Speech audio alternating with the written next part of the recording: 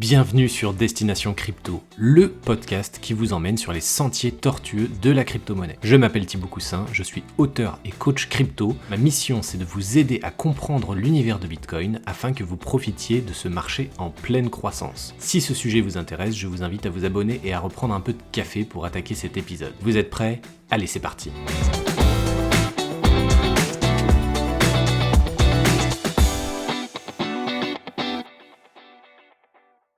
Bonjour à tous, bienvenue dans ce nouvel épisode de podcast. Aujourd'hui, j'ai la chance d'être avec Kevin Serrou, CEO de Defeat, une application qui veut récompenser vos efforts sportifs. Merci Kevin d'être avec moi aujourd'hui. Comment vas-tu? Est-ce que tu peux nous faire un rappel de ton parcours et comment tu as fini par créer Defeat? Bonjour Thibaut, merci à toi, un plaisir de pouvoir partager un peu plus sur l'aventure et le projet. Alors, pour me présenter brièvement, je suis originaire de Pau, dans le sud-ouest, où j'ai poursuivi mes études par la suite à Paris, en école de commerce, avant de partir en Asie pour faire une carrière de 7 ans, où j'ai vécu à Singapour. C'est là-bas que je me suis découvert une réelle passion pour le sport, et plus précisément le triathlon. Ça a commencé avec un défi un peu bête et méchant. Je parie que tu ne peux pas faire un Ironman, et puis j'en ai fait 16. Donc 13 semi-Ironman en Asie, 3 fulls. J'ai eu la chance de me qualifier pour les championnats du monde à Nice en 2019. Et en parallèle, j'ai commencé à coacher des athlètes pour partager un petit peu mon retour d'expérience sur mon parcours de triathlète à moi et les aider à accomplir leurs objectifs. C'est un peu là que l'idée originale de Defeat est née. Chaque année, se vend plus de 540 millions de montres connectées. Alors, on connecte toutes sortes de données, c'est génial, mais qu'est-ce qu'on en fait? Et est-ce que ces données sont suffisantes pour motiver les gens à bouger plus et bouger plus souvent? Pour moi, la majorité de la population ne suffit pas à cette collecte de données. On a très peu de sens en fait, qui s'en retire. Et donc avec Defeat, l'idée a été de venir gamifier l'expérience pour pouvoir la rendre un peu plus fun et stimulante. D'accord, tu peux juste rappeler ce que c'est qu'un Ironman pour les gens, ceux qui ne savent pas forcément ce que ça implique, c'est vraiment c'est exceptionnel. Tu peux nous rappeler juste les objectifs d'un Ironman? Bien sûr, alors, c'est une magnifique distance. Donc un Ironman est un triathlon sur un format XL. Donc on commence avec la natation. Une nage de 3,8 km, suivie d'un petit parcours en vélo de 180 km. Et enfin, comme si on n'en avait pas eu assez, on termine avec un marathon. Donc la distance reine de 42 km. Donc ça prend une journée. Et c'est une discipline sur laquelle on apprend énormément sur soi, en fin de compte. Parce que l'effort mental et la dépense énergétique et calorique sur un Ironman d'une durée de 10, 11, 12 heures jusqu'à 16, 17 heures pour ceux qui prennent le plus leur temps, est quelque chose qui nous apprend énormément, en fait. Donc ça a été aussi un des éléments, ce parcours de triathlon que j'ai pu faire, qui m'a donné tous les atouts aujourd'hui et la discipline, la rigueur pour pouvoir me lancer de manière confiante dans l'entrepreneuriat. Ouais, c'est assez dingue comme exploit, comme épreuve physique. Moi, j'en ai jamais fait, hein, et le mieux que j'ai fait, c'était un semi-marathon pour te dire, j'envisage le marathon, mais c'est encore assez loin. Ironman, c'est exceptionnel. J'imagine que tu dois être dans une condition, où tu dois lever les barrières mentales, tu dois te poser énormément de questions. Absolument. Hem, Comment toi qui voulais en faire un à la base, tu as fini par en faire une dizaine? C'est parce que tu as été grisé par ce côté-là et tu t'es dit, bah, en fait, tu es rentré dans un engrenage où c'était finalement une telle expérience que tu voulais la revivre plusieurs fois, c'est ça? Absolument, et d'être capable de repousser mes limites.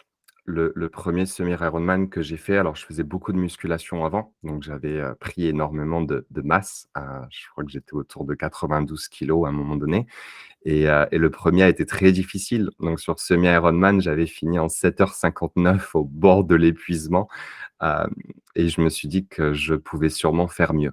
Donc de là, j'en ai fait un autre et puis mes temps se sont améliorés, jusqu'à ce que, j'atteigne mon record personnel sur semi-Ironman autour de 4h44.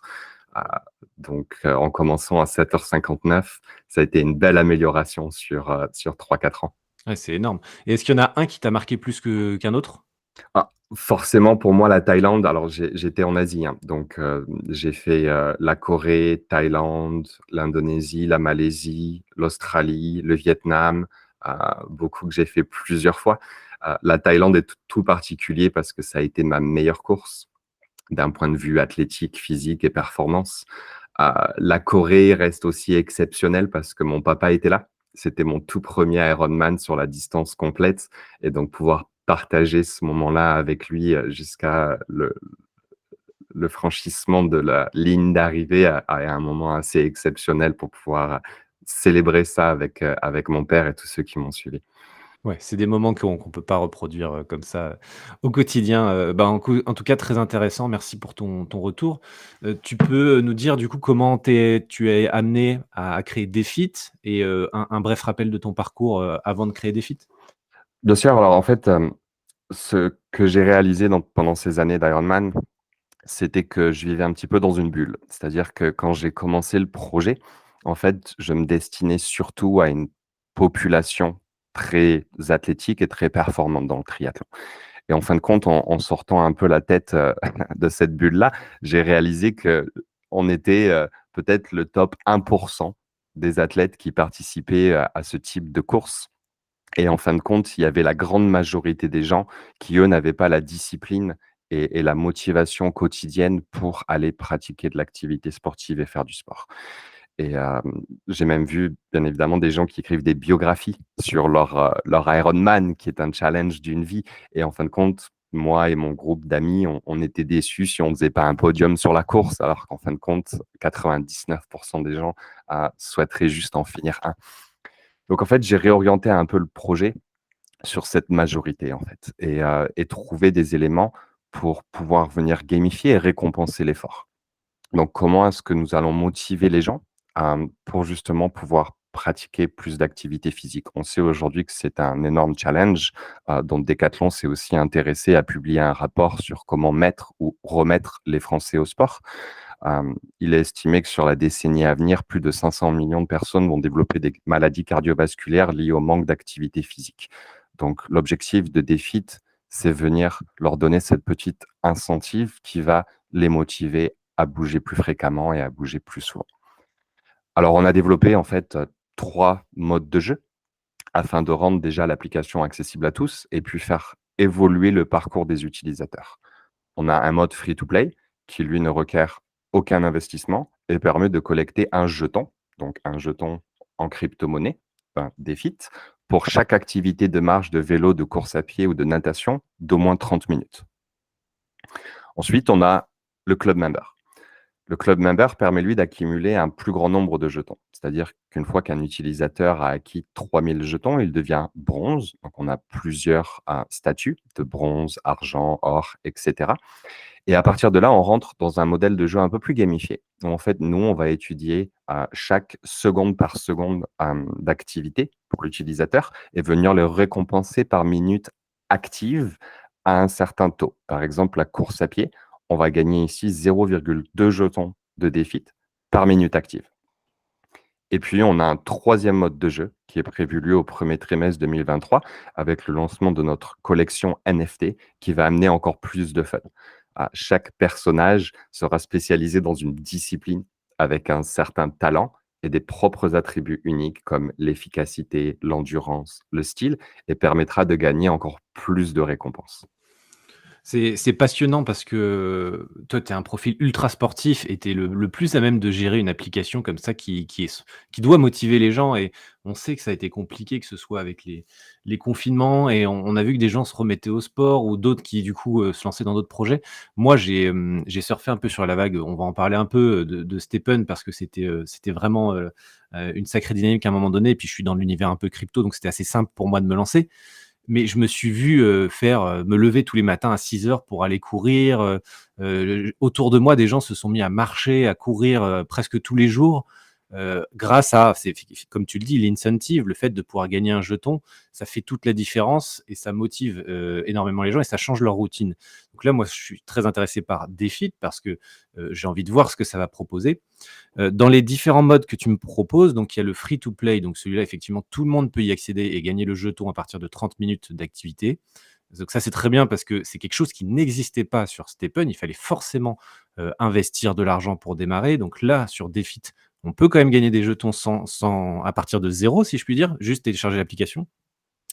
Après, tu parles du club, member, donc là, il faut, je crois que tu m'as dit 3 000 jetons pour, passer sur l'autre statut. Ces 3 000 jetons, ils seront compliqués d'obtenir en free to play, j'imagine, donc il faudra, à un moment donné, passer sur, un appareil connecté, c'est ça?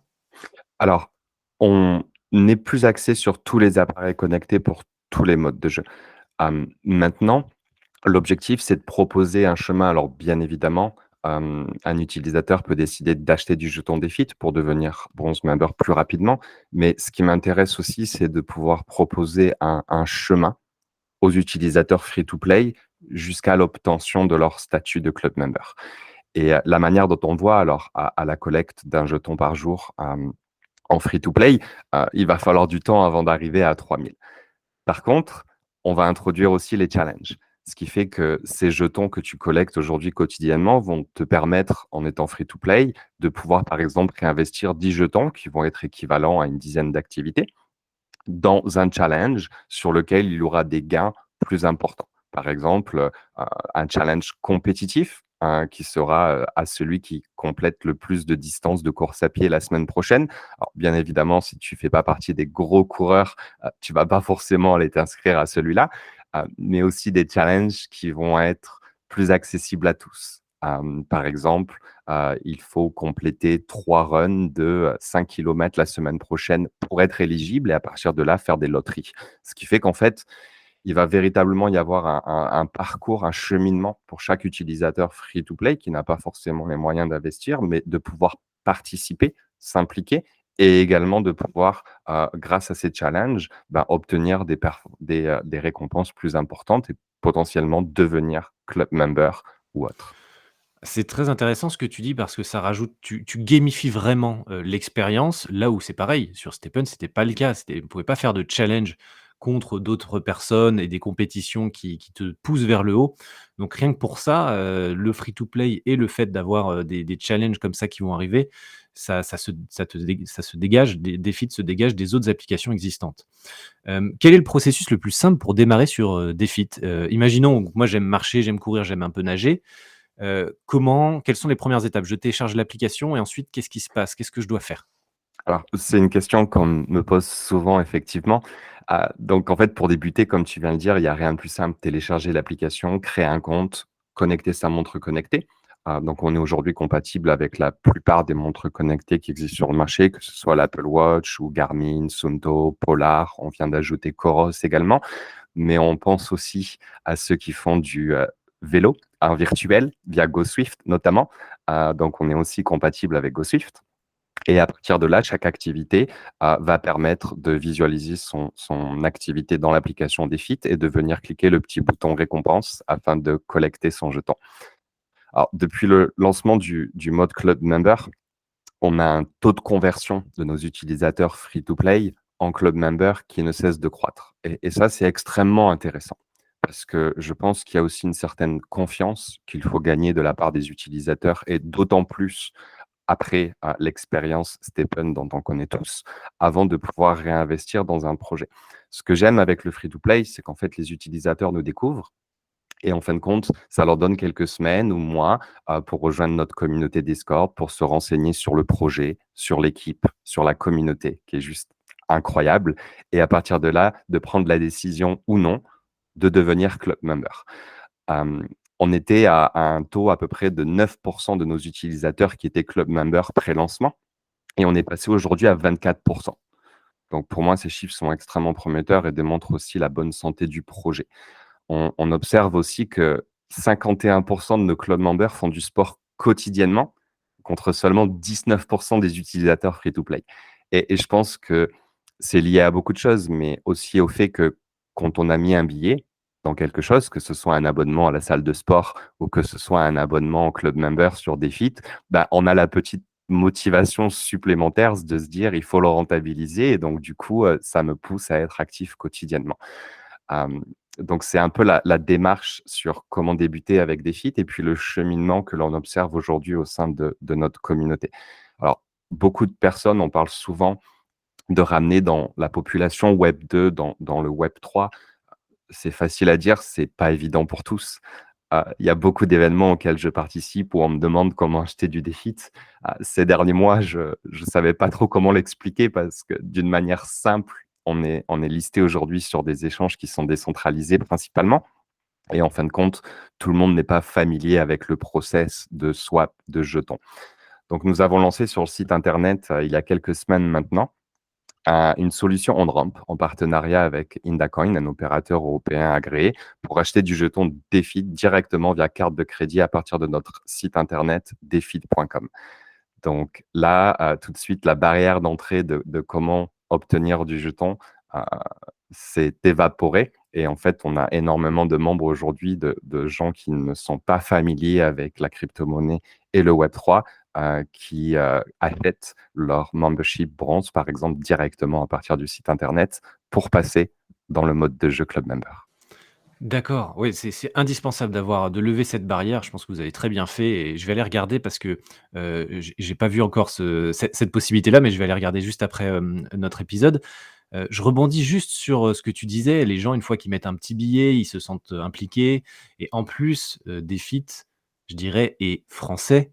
Donc il y a ce côté, il y a une équipe qui est, je pense, réactive, qui parle bien français, qui comprend les Français. On a de la chance, c'est une équipe française et en plus, il y a une communauté française qui va se développer énormément avec, bah, tout ce que ça implique. On a un engouement autour de la communauté, on veut montrer nos performances, on veut se challenger, on veut aller courir ensemble, les gens peuvent ne pas être très loin.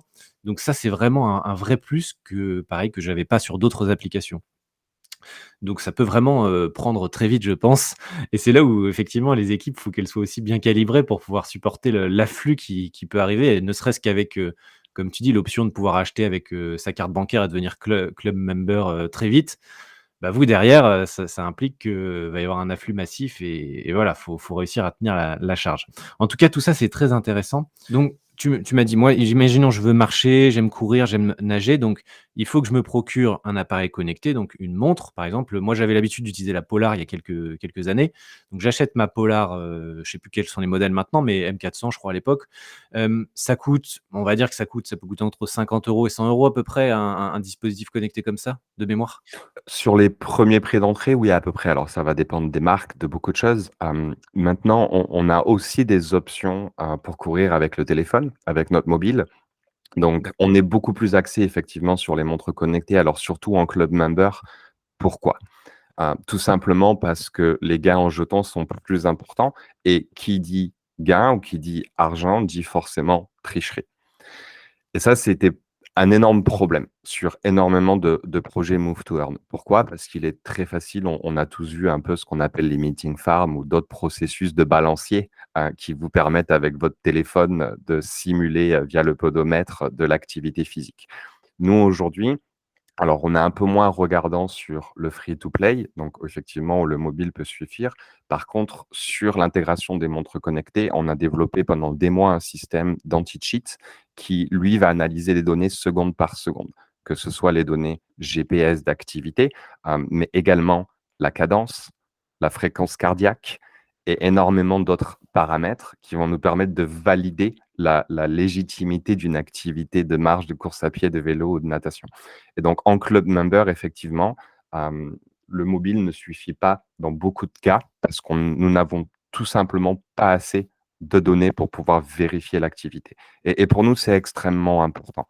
On souhaite que nos utilisateurs soient récompensés pour leurs efforts physiques. On a d'ailleurs rajouté des paramètres comme l'intensité de la fréquence cardiaque. Je ne sais pas si tu as vu déjà, mais on a un multiplier qui va valoriser l'intensité de l'effort en dessous ou au-dessus de 140 pulsations minutes. Et donc, du coup, l'intégration des montres connectées a été la manière que nous avons vue de plus précise pour pouvoir véritablement récompenser les gens qui font du sport avec nous et éviter toute la triche que l'on peut voir, quand un simple téléphone suffit.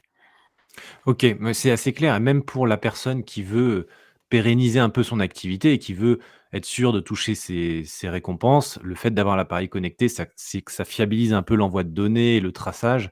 ça garantit quand même mieux les récompenses, je pense, pour l'utilisateur.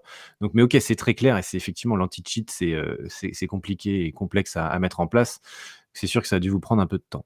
Donc là, je me mets dans la tête de quelqu'un qui veut démarrer. Donc j'ai ma montre connectée que j'ai achetée, j'ai téléchargé l'application Defeat sur mon téléphone, il faut juste synchroniser un wallet, donc un portefeuille crypto pour toucher les récompenses, ça c'est bien normal et je peux éventuellement même acheter directement sur votre site grâce à ma carte, bleue, des jetons pour être, passé sur le statut, club member. Donc ça, OK, c'est très clair. Maintenant, comment est paramétré votre jeton? Est-ce qu'il est inflationniste? Parce que vous allez en distribuer comme ça à tous ceux qui font de l'activité au quotidien. Donc première question, c'est est-ce que le jeton est inflationniste? Et deuxième question qui va arriver, c'est comment je peux derrière réutiliser ce jeton? Est-ce que c'est juste un jeton qui me permet d'avancer dans l'application? Ou est-ce que je peux aussi, par exemple, le revendre pour, tirer réellement un bénéfice directement de mon activité, physique? Ah, c'est une excellente question. Et est-ce que le jeton Defeat est inflationniste? Justement, non. Nous avons pu constater avec les Play to Earn comme Axie ou Move to Earn comme Stepn, par exemple, qu'un modèle avec un token inflationniste, jusqu'à preuve du contraire, ne fonctionne pas. Les courbes se ressemblent toutes malheureusement. Defeat a été émis avec un nombre limité, à 50 millions de jetons. Aujourd'hui, si l'on va sur CoinMarketCap et qu'on regarde la valorisation du premier jeton au monde, le Bitcoin, il n'a pas eu besoin d'un nombre de jetons illimité pour en être là où il est aujourd'hui. On sait tous que le Bitcoin, c'est 21 millions. Donc, j'ai du mal à comprendre aujourd'hui tous les projets qui lancent des tokens illimités et la communauté qui pense que cela a du sens, en fin de compte. Donc 50 millions de jetons Defeat.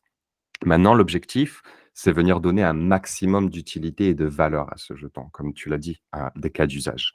Donc, on souhaite véritablement construire un modèle sain et pérenne sur le long terme. Comment? Pas en se reposant uniquement sur ses utilités, sur, par exemple, minter des NFT ou ce qu'on appelle les Digital Collectibles, mais également venir connecter ce jeton à l'économie réelle. Il y a eu un article du Journal du Net de Jérémy il y a peu de temps, si tu l'as vu, qui était extrêmement intéressant, puisqu'il passait en revue un petit peu les move to earn du Web 2 et du Web 3. En fait, il faut bien comprendre aujourd'hui qu'il y a beaucoup de doutes quelque part sur les move to earn du Web 3, et ça se comprend. Mais en fait, il n'y a rien que les move to earn du Web 3 en termes de revenus économiques et de modèles économiques ne peuvent développer que les Web 2 ont développé. On a juste une force en plus, c'est le Web 3. C'est cet aspect tokenisation et gamification. Mais rien ne nous empêche d'aller aussi développer les modèles économiques qui ont réussi dans le Web 2. Par exemple, de pouvoir échanger ces jetons, qu'ils soient un token, un jeton ou qu'il soit simplement un système de points contre des bons d'achat. Ça a très bien marché pour d'autres applications aujourd'hui qui ont réussi à acquérir des millions d'utilisateurs ces dernières années, par exemple contre un bon d'achat pour aller acheter une nouvelle paire de chaussures et d'avoir 20% de remise, etc. Tous ces cas d'utilité sont tout à fait possibles aussi dans le Web3 et nous les développons actuellement. Donc, de pouvoir le connecter à une économie réelle est aussi extrêmement importante. Non seulement l'utilité dans le cadre du Web 3 pour pouvoir minter des NFT, mais l'utilité dans le cadre du Web 2 pour pouvoir s'équiper, que ce soit de chaussures de sport, que ce soit de casques de vélo. Et donc, nous travaillons aussi actuellement sur tous les partenariats avec ces marques de sport pour lesquelles nous souhaitons fournir de l'utilité aux jetons Defeat. Oui, c'est là, il faut s'entourer des bonnes enseignes pour faire le relais et que les gens, y trouvent, leur compte. D'accord. C'est très, très, très intéressant. J'ai hâte de voir ça parce que ça prend aussi beaucoup de temps, beaucoup d'énergie de trouver les bons interlocuteurs pour développer des partenariats comme ça. En tout cas, j'ai une dernière question sur le jeton Defeat. Vous en avez donné donc enfin, vous en avez émis 50 millions. Ils sont mis en circulation au fur et à mesure que les gens courent, marchent, nagent. Mais à un moment donné, les 50 millions, comment ils vont ma question c'est, avec l'afflux massif de personnes qui va arriver, à un moment donné, le réservoir entre guillemets «se vide petit à petit».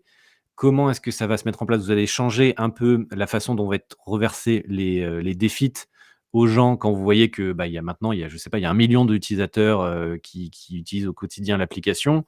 On peut plus se permettre de donner, je sais pas, un défi pour le free to play ou on peut plus donner autant de récompenses. On va devoir, heu, changer un peu la stratégie pour que ce soit toujours pérenne. Comment c'est ça toute la gymnastique pour trouver l'équilibre et qui était du coup complètement déséquilibré sur Stephen et ce genre de choses. Là, vous devez aussi changer un peu les règles du jeu en cours de route, j'imagine? Absolument et le mot, gymnastique est très bien choisi. C'est une gymnastique. Il faut réussir à trouver cet équilibre et en fait, je pense, que Stephen, par exemple, a été victime de son succès trop rapidement et n'a pas eu la possibilité d'ajuster le tir. En quelques mois, on est passé d'un lancement à plusieurs millions. Je crois qu'à un moment donné, ils ont parlé de 5 millions de comptes créés d'utilisateurs. Il faut bien rappeler que nous sommes pionniers aujourd'hui, des explorateurs dans cette économie du Web3 et l'économie du monde actuel ne s'est pas stabilisée en un jour. Il en va absolument de même pour les économies du Web3. Ce que nous faisons aujourd'hui avec Defeat, c'est que nous développons les fonctionnalités une à une. Nous prenons le temps. Nous avons construit une incroyable communauté qui teste avec nous chaque jour et s'implique dans le développement et dans le mécanique de jeu pour venir développer, mais aussi optimiser le système aujourd'hui. Et c'est clairement une force. C'est-à-dire qu'on ne précipite rien. On continue d'ajuster les mécaniques pour justement trouver cet équilibre entre le système de récompense qui est distribué, entre le système d'influx de nouveaux utilisateurs dans l'application et pour pouvoir justement développer cette économie pérenne. Alors, on ne prétend pas aujourd'hui tout savoir. Personne ne peut dire aujourd'hui: «Je sais exactement quoi faire et voici, le blueprint de comment développer un modèle, sustainable sur le move to earn ou sur le play to earn». Par contre, d'avoir cette vraie communauté engagée nous permet justement d'ajuster ces mécaniques pour trouver comment est-ce que la distribution du token va être réalisée pour véritablement récompenser l'effort, mais comment est-ce que derrière on va pouvoir aussi constamment venir remplir cette trésorerie, cette pool de Move to Earn Reward. Pour moi, les challenges ici, ils jouent un rôle extrêmement important. C'est-à-dire que les challenges viennent amener justement ce composante où les récompenses ne viennent plus forcément de la pool de trésors de l'entreprise qui distribue les Move to Earn Reward, mais vont permettre aux utilisateurs de participer et que les gagnants vont potentiellement partir avec une partie des récompenses, alors que ceux qui auront participé à un challenge et n'auront pas gagné vont pouvoir justement financer ça, mais aussi remplir le système de Move to Earn Rewards par la suite. Donc, c'est une gymnastique. C'est quelque chose qui est en constante évolution. Maintenant, en amenant cette pression au hold via le système de Cloud Member, on maintient une utilité à ce token. Ce n'est pas juste un jeton que l'on gagne et que l'on essaye de se séparer le plus rapidement possible avant que le projet éventuellement ne chute. Ici, on a une vraie connexion au jeton auquel on apporte de la valeur. On a tous ces cas d'utilité que l'on est en train de développer aujourd'hui et je pense que c'est cela qui fera le succès du projet et de cette économie tokenisée que nous construisons aujourd'hui autour de Defeat. Ouais, c'est très intéressant ce que tu dis. Effectivement, les challenges, changent en fait la façon dont les gens sont rémunérés. C'est les utilisateurs qui financent, ceux qui gagnent et c'est un peu comme au poker quand on met un billet de 10 et finalement, il y en a un qui gagne le tout, mais c'est toi qui as financé le challenge. OK, c'est Absolument. Il y a ouais. il y a eu un il y a un autre exemple, on regarde tous la coupe du monde en ce moment. Heu, à chaque fois que je vois ce petit panneau qui s'affiche en bas et qui dit, «Envoyez un texto, quel joueur a marqué le dernier but du dernier match» et on paye 2,90 € par texto et un grand gagnant gagnera 11 000 €. Comment fonctionne cette économie? Effectivement, tu as raison, ouais. Tu as raison de le rappeler, c'est comme ça. Mais c'est intéressant de voir que vous l'avez pris en compte et que ça va vous permettre c'est, quelque chose qui est en place au cœur de votre stratégie, d'accord. On arrive, sur la fin maintenant. Quelles sont les prochaines grandes étapes à venir pour Defeat? Quels sont je sais pas, les 2-3 prochains jalons importants, qui arrivent dans les prochains mois? Alors, on a accompli déjà une grande étape, pardon, il y a quelques semaines avec le lancement de Teams. Qui vient amener une dynamique d'équipe dans le jeu. Aujourd'hui, on a plus de 68, je crois, j'ai regardé ce matin, équipes qui ont été créées, où en fin de compte, je pense que, cette validation sociale, cette dynamique sociale est extrêmement importante, car collectivement, on est capable d'accomplir plus. Il y a plein de jours et moi-même étant sportif, en fait, tout ce que je développe aujourd'hui sur l'application, je le teste chaque jour pour voir l'effet que cela a sur moi. Il y a toujours des jours aujourd'hui pour tout le monde, hein, où on n'a pas forcément envie d'y aller. Il fait froid en ce moment, je passerai bien sur mon activité de running du matin. Par contre, lorsqu'on est dans une équipe, dans une dynamique d'équipe, ben, c'est pas forcément que par rapport à nous-mêmes, mais par rapport au reste de l'équipe et donc cette dynamique que nous avons lancée il y a 2 semaines devient extrêmement intéressante. Ça crée du lien entre nos utilisateurs qui apprennent à se connaître pour choisir un capitaine, pour, décider, quelle équipe ils vont rejoindre ou non. Donc ça, c'était une étape importante et qui ouvre aujourd'hui d'énormes possibilités sur le développement de ce concept de Teams. Donc on va venir introduire effectivement ces challenges d'équipe qui vont être aussi, une des grandes milestones pour nous, des grandes étapes dans les, semaines et mois qui viennent. Et bien évidemment, le lancement de notre troisième mode de jeu, donc le Web3 Player Mode au premier trimestre, avec le lancement de la collection NFT, qui est, juste brillante. Ça a été développé avec un artiste, Sami Halim, qui est, très réputé et populaire. Je ne sais pas si tu as déjà vu son art par le passé, mais c'est un artiste brillant. On a passé 4 mois à concevoir cette collection avec lui, et il y a plein de choses extrêmement excitantes qui vont venir. Bien évidemment, on travaille aussi aujourd'hui sur, une levée de fonds. Donc on a rejoint l'incubateur du Tremplin de Paris Co au mois de septembre. Première, start-up fitness Web3 à rejoindre, l'incubateur du Tremplin qui lui est spécialisé dans la sporttech. Donc cela nous permet, de rencontrer énormément de monde en ce moment et aussi de travailler à cette levée de fonds pour pouvoir véritablement venir scaler des feats. Alors j'allais dire internationalement, mais en fin de compte, on l'est déjà, sur notre base utilisateur aujourd'hui. On a une dizaine de pays, à travers le monde, notamment le Brésil où on a notre plus forte communauté, mais aussi les États-Unis, la France, la Turquie, la Pologne. Donc on a déjà une communauté mondiale. Maintenant, c'est véritablement, se faire connaître de plus et de plus de monde et venir, communiquer sur des feats auprès de toutes ces communautés, de coureurs et de triathlètes à travers le monde. D'accord, et là, je reviens sur la collection de NFT, elle va permettre d'avoir des sortes de badges dans l'application ou comment ça va se mettre en place les NFT là-dessus? Ah, absolument. Alors, là, on va arriver sur un modèle avec les NFT, dont tu es peut-être plus familier, notamment grâce à ton expérience aussi sur Stephen, où chacun va avoir, certains attributs qui vont te permettre d'avancer dans le jeu et de gagner plus de récompenses. Maintenant, ce qui est extrêmement intéressant, c'est qu'on aime faire les choses différemment. Aujourd'hui, il y a la grande majorité des move to earn, pour ne pas dire tous, qui ont essayé de suivre quelque part ce que Stephen a fait. Ils ont lancé des collections de digital sneakers. Pour moi, aujourd'hui, toutes ces chaussures, elles se ressemblent toutes. Je trouve qu'il y a aucune connexion psychologique ou émotionnelle à ta chaussure. Elle est vue principalement et purement comme un produit financier. J'ai acheté cette chaussure qui a ces attributs, ça va me permettre de minter autant de tokens. C'est pas ce qui fait le succès des sociétés de gaming. Ce que les gamers aiment, c'est pouvoir customiser, c'est pouvoir obtenir des skins. Donc nous, aujourd'hui, sur cette collection, on lance une collection de bébés, ce qu'on appelle les baby fit. L'objectif étant de venir, déjà amener de la joie et de la bonne humeur. Tout le monde, du moins la grande majorité des gens aiment les bébés. Notre collection est extrêmement attrayante. Et derrière, on va avoir la possibilité de les customiser. Non seulement d'avoir son premier caractère, son premier personnage, mais de venir le faire évoluer au fil du jeu. Par exemple, je suis cycliste, je vais pouvoir, minter un casque de vélo que je vais lui rajouter. Alors on a 2 types d'accessoires. Certains qui vont être des accessoires lifestyle, donc qui vont pas forcément ramener un avantage compétitif dans le jeu, mais juste purement d'un point de vue esthétique.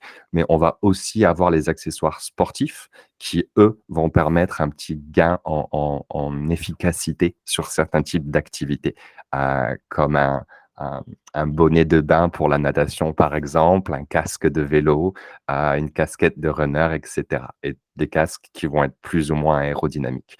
Donc Là, véritablement, on va amener cette composante qui va être extrêmement intéressante sur comment est-ce que, j'acquiers le bébé qui correspond à ma pratique sportive, et derrière, comment est-ce que je le fais évoluer en fonction de mes besoins? Donc voilà, c'est un tout nouvel univers qui va venir s'ouvrir, sur l'aspect gamification de Défit. On est aussi, extrêmement excités à l'idée de pouvoir travailler avec des marques sportives pour justement venir, co-brander ces accessoires, dans le jeu lui-même, et voilà, ça va être l'étape majeure pour nous au 1er trimestre. Beh, j'ai hâte de suivre ça, tous ces développements. Est-ce qu'on peut juste rappeler avant de terminer, t le jeton Défit et les NFT, ils sont sur Ethereum et sur Polygon, c'est ça? Tu peux juste me confirmer? Absolument. Donc le jeton Défit a été lancé sur Ethereum, l'année dernière.